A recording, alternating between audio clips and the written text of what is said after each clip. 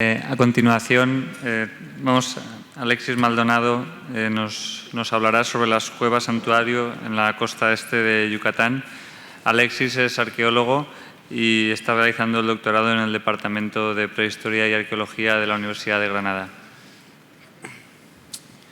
Buenas tardes a todos. Antes de nada, me gustaría darle mi agradecimiento a la organización de estas jornadas por permitirme estar hoy aquí impartiendo esta conferencia.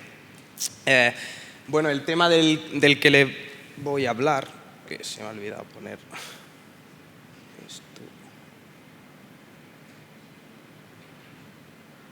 Perdón. Aquí.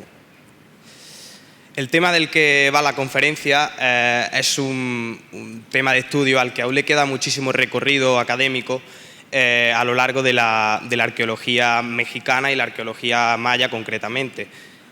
Me refiero a las cuevas santuario de la costa oriental de Yucatán. Antes de nada, enumerar los objetivos que perseguimos a la hora de realizar este proyecto. En primer lugar, la puesta en valor de los beneficios que el uso de sistemas de información geográfica, SIG, y concretamente GeoVSIG, tienen a la hora de gestionar la información aportada en la arqueología. En segundo lugar, a analizar las posibles particularidades que unos casos concretos de cuevas, que ahora más adelante hablaremos de ellas, tienen, ¿no?, en comparación con el resto de cuevas de Yucatán. Y finalmente comparar esos resultados dentro de un marco mucho más global de aprehensión, como es en el ámbito geográfico la península de Yucatán y en el ámbito cultural la cultura maya prehispánica.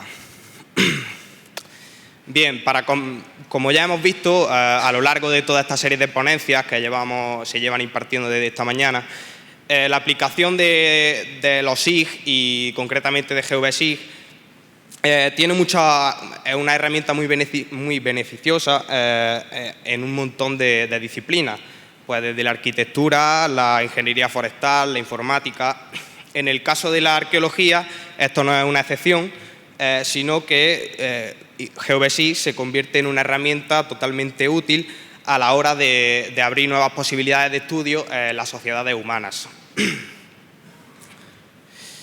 GeoVSIG nos permite, es un software libre con enormes posibilidades que nos permite gestionar información geográfica y alfanumérica, unirla y representarla de una forma extremadamente visual.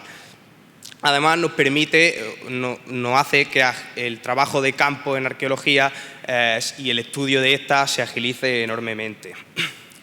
Y antes de pasar más a centrarnos en el tema, sería preciso que nos ubicáramos geográfica y culturalmente. En cuanto al marco geográfico, vayámonos ahora a Centroamérica, concretamente a la denominada como Península de Yucatán,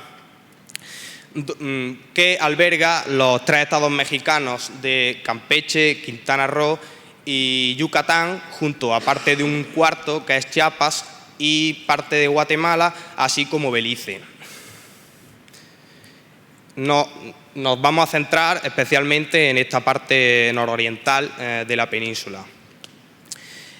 Sin embargo, geológicamente hablando, la península de Yucatán no se adaptaría al marco cultural en el que se inserta nuestro estudio.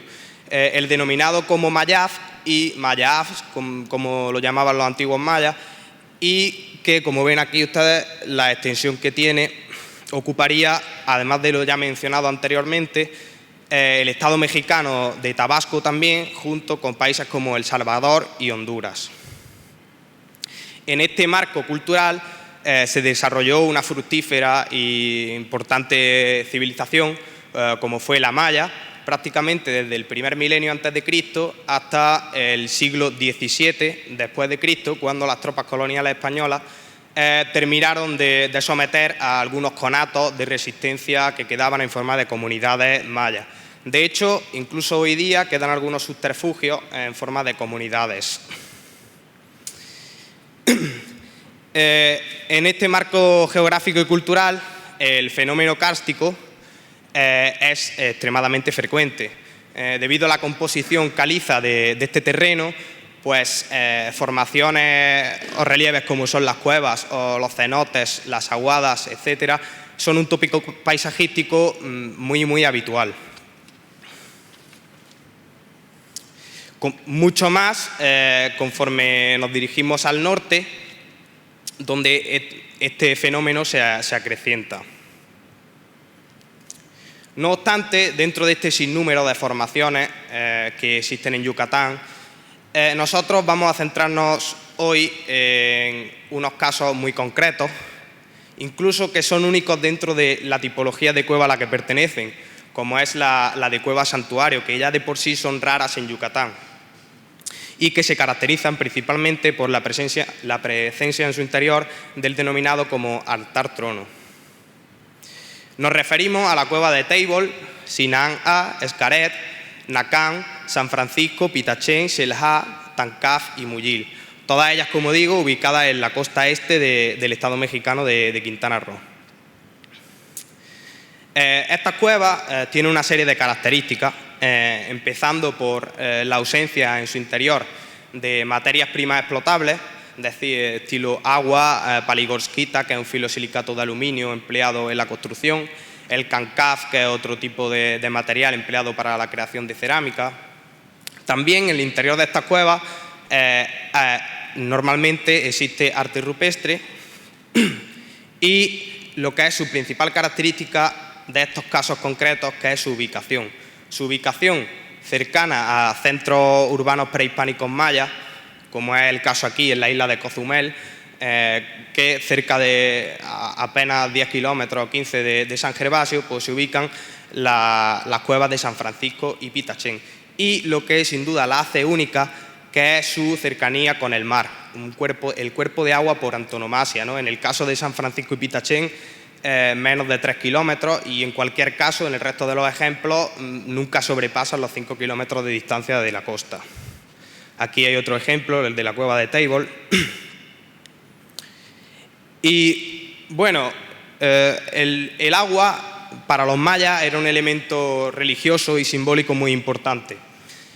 Cuando se presentaba junto con las cuevas, que era otro elemento importantísimo que simbolizaba el origen de las sociedades, pues creaba un binomio muy importante.